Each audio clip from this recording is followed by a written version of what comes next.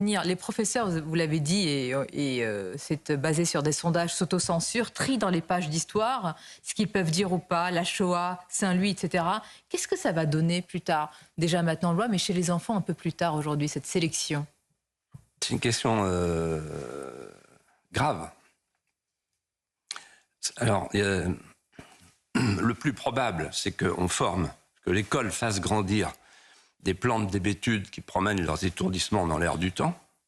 Donc ça fait des homo sapiens, des hommes qui zappent les jeux vidéo, qui croient que la vie c'est ça. Et ils ont une vie sur écran jusqu'à la fin de leur jour. Ils voient rien passer, ils voient rien venir.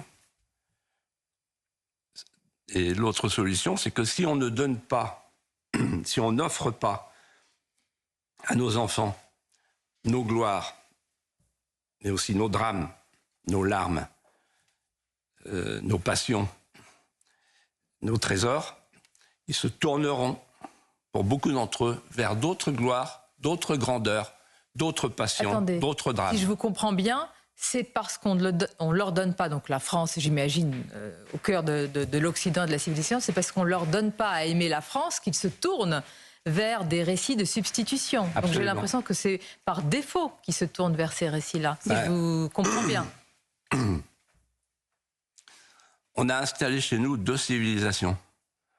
Si la nôtre n'est pas capable d'attirer à elle des gens qui viennent d'ailleurs et qui sont prêts à devenir des Français de désir, alors tout est perdu. Comment? Mais si on est capable de les attirer vers nous, de leur donner envie de nous ressembler, non pas dans l'hédonisme et le nihilisme, mais dans l'exaltation du patrimoine vital, tout est possible, la France renaîtra.